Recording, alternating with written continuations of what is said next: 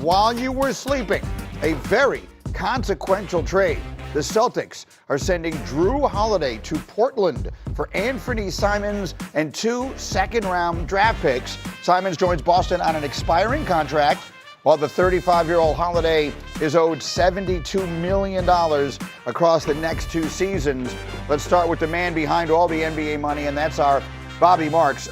Wendy had told us yesterday, or actually last week, you said the thing to start watching is, does Boston start selling off pieces? This obviously is the beginning of that. Yeah, the most important thing to know is where they were with the second apron. And the second apron is a punitive restriction, the inability to make trades.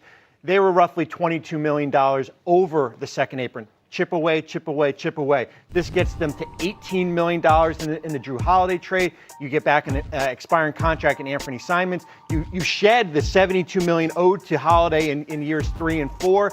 And now it puts you in position, whether it be a Kristaps Porzingis potential trade on an expiring contract or another move to basically shed that salary. We're looking potentially at Boston saving potentially $200 million when we get through the next few weeks here. So it's a significant move for the Celtics. It's certainly a significant move for the Trailblazers as far as how both teams were able to get a deal done. And under new ownership in Boston as well. Go ahead, Wendy. We've got this fascinating thing happening in the NBA right now where these Western Conference teams are clawing each other's eyes out, trying to get to 8th or 9th or 10th place. This is a move that takes on $100 million for the Blazers, trying to see if they can get to 10th. And in the Eastern Conference, you have really good teams that are dealing with the fallout of this Achilles tendon problem, who are trying to rip off pieces because they realize that they can't be so expensive if they're not going to be real contenders next year. We've already seen a couple of deals that look like this. Keep a very close eye on Boston in the next few days, and Indiana and Milwaukee, teams that are dealing with these Achilles tendon problems. Let's live in Boston for a minute. They've traded off Holiday. I'm thinking of 3 names. I'm thinking of Kristaps Porzingis. I'm thinking of Derek White. And dare I say, I'm thinking of Jaylen Brown. Could we see anything with those 3 guys? Porzingis, I definitely think that they are in discussions with. And again, you can't just trade him off. It would be trading him for a player probably who makes less money. That's what this was. Anfernee Simons kind of fits what Boston does. He's a 3-point specialist. They would need someone to sort of be a big man, starting level big man for Porzingis if they made this deal, or at least at the end of it. But look for a Porzingis thing. As for the other 2-star players, I don't think Derek White and Jaylen Brown are players that they want to trade. Having said that, if somebody calls with a gigantic offer, I think that they would have to discuss it. I think they'd be looking at their other supporting players, maybe like a Sam Hauser, that they would be looking to do. But as Bobby described, they probably are going to have to make multiple more moves to save this money that they need to save. I get it. And the money is interesting and it's important, but from the fans' perspective, it's the names that we're talking about here. So, Markeith, what do you think? They're going to be without, we would assume, these are all assumptions we're making, but I think they're reasonable. They're going to play a year without Jason Tatum, right? That's just what they're looking at here. But then they're going to get him back, and they're going to want to be right back in the middle of the championship conversation. So it's a kind of a complicated little line to walk here, Markeith. Would you, if you were the Celtics, consider going full rebuild and trading Jaylen Brown? I would not, Greeny. I would take my time with this thing, right? I would start off with the contract shedding to try to get under the salary cap and the tax, because we've been living over the tax the last couple of years. And then I would get some complementary pieces that I would think that I would give out a chance to try to fit around Jaylen Brown, right?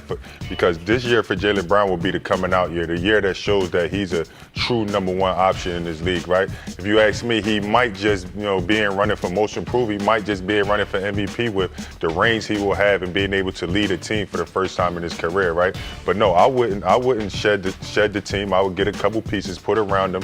I think this Anfernee Simons piece is a real big deal because, he's a great scorer in the West, so he's going to be able to come to a team that's all about winning now, because he's been a part of a team that lost so much. So he's going to find, how he truly is as a professional, and can he help this team actually win? And it's all predicated based on what's going to happen the following year. So if he fits this team this year, then he'll be a big piece the following year to come when Jason Tatum is back. The Jaylen Brown of it is interesting to me. I go back to the 90s when Michael Jordan retired the first time. The world wrote off the Bulls. Well, that's it. They're done. The 93-94 season, I will go to my grave saying Scottie Pippen should have been the MVP of the league that year. I still can't believe he didn't win MVP that year. They had a terrific season. They took the Knicks 7 heartbreaking games, a controversial call, all that stuff. Scottie Pippen really demonstrated he was more than just the Robin to Michael's Batman. It'll be interesting to see what Jaylen Brown's season is like without Tatum. This is the new reality in the NBA. Is Jaylen Brown an excellent player? Yes, absolutely. Is he a $300 million player? That's where you get into some things. And so when you look at Jaylen Brown, a player who's just had knee surgery, they think he's going to be back and be fine, who makes $300 million. I'm not sure the value is there for the Celtics, even if they wanted to trade him. So I don't think that's something they're looking at. The goal, and it's similar to, we're going to rewind the clock with Chicago, and it's almost like Jordan is Jason Tatum. Right. It's similar. How do you reset the roster? This is kind of a gap year right now, and then when Tatum returns, you have different pieces around him, and one of them certainly could still be Jaylen Brown here. In a perfect world, you'd love to be where Dallas was this past year, where you're a team that competes to maybe get into play-in, and then all of a sudden, the night of the lottery, you get a little lottery luck, and then you get a top pick to add to that roster that already is there. But you've got to have the pieces when Jason Tatum gets back healthy. Yeah, the Mavericks' injuries suggest they should be in the East. That's where all the injuries are, instead of out West. Let's use that to take us to Indiana. A very busy morning we have working here. Outstanding football insight. Tons of baseball to get to today, and our basketball crew is in full effect. The winds of change are blowing through the league. So who better than the Windman here to break it down with Bobby and company? Let's go. While you were sleeping, a very consequential trade in the NBA. The Boston Celtics have begun what we expect to be a dismantling of their championship team by sending Jrue Holiday to Portland for Anfernee Simons and 2 second-round draft picks. Simons joins Boston on an expiring contract. Holiday, meanwhile, is 35 years old. He's owed $72 million across the next 2 seasons.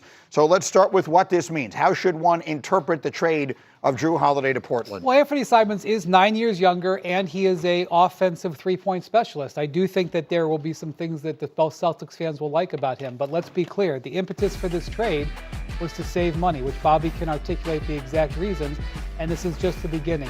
With Jason Tatum likely to miss most of, if not all of next season, Boston is not in the stance where they want to pay hundreds of millions of dollars in luxury tax penalties. They're going to have to make several moves to save money and take a step backwards. There will be more this week. I would keep an eye on Kristaps Porzingis especially. Kristaps Porzingis, an interesting one, and a few of their other stars that we'll get to in a minute. Bobby, get as granular as we can. What are we talking about money-wise? Multi-step, try to get below the second apron. They were $22 million above it. This gets them to 18. There's going to be another move to shed salary. They were facing $500 million in projected payroll. I expect that to be half when we get through the next couple weeks here. So what are these? Porzingis, would he do it? What else will get him there? Porzingis, $30 million would do it. I think if you cobble together Sam Hauser and some other contracts, Sam's at 10. But I do think you have to thread the needle of shedding money, resetting the roster, but also have something competitive when Jason Tatum returns next year from that injury. So that's really the question here, because as great a player as Porzingis is when he's healthy, there are all the injury concerns. But Markieff Morris, we're talking about 2 guys, and Derek White, who has really emerged as a true NBA star, and then Jaylen Brown, who was a superstar. If you were the Celtics, would those guys be untouchable? Would you consider trading either of them in this circumstance? How do you see it?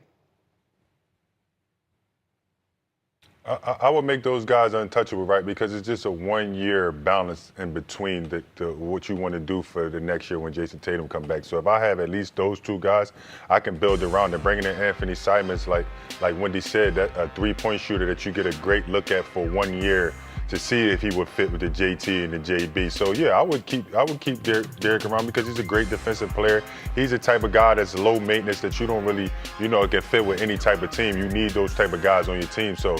And with that aspect, like I said earlier, I will let JB grow into that number one position and just, have a good year and just really build on being contenders when Jason Tatum come back. Now, the fall of 2026 is so far away. Like in the world in which we live today, that feels like an eternity away. So the idea that, all right, we're going to keep things in place so that they'll be ready for Tatum when he comes back in whatever that amounts to now, 14, 16 months, that feels like a dicey game to play. This is the story of the NBA offseason. The Western Conference teams in an all-out arms race. We see Houston getting Durant. We see Portland, who is still a borderline play-in team, trying to staff up. We're going to see the Lakers try to make moves, maybe Denver try to make moves.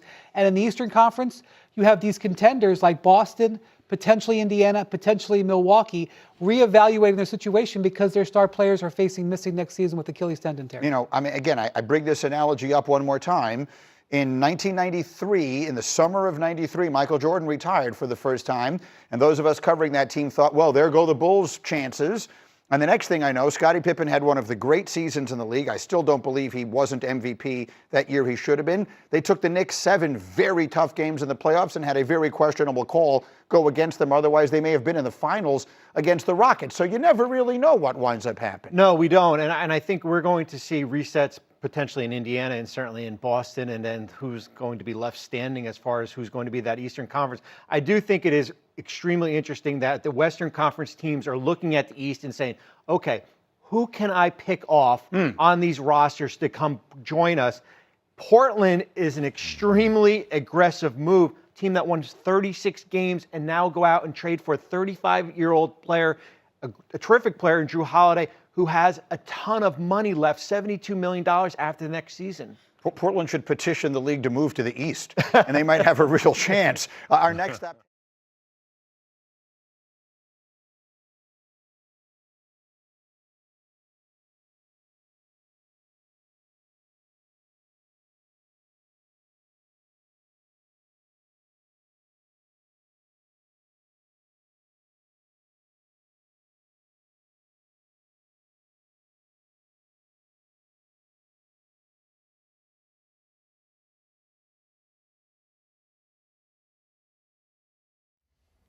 How's it going, everybody? Villa Sports Network here. Just want to thank you guys for your support on the channel. Thank you guys for watching the video. Hope you all enjoyed it. I also want to kind of remind you to don't forget to leave a like on the video, subscribe to the channel, and leave a comment on the video if you like as well. But regardless of the fact, thank you again for your support, and hope to see you on the next video.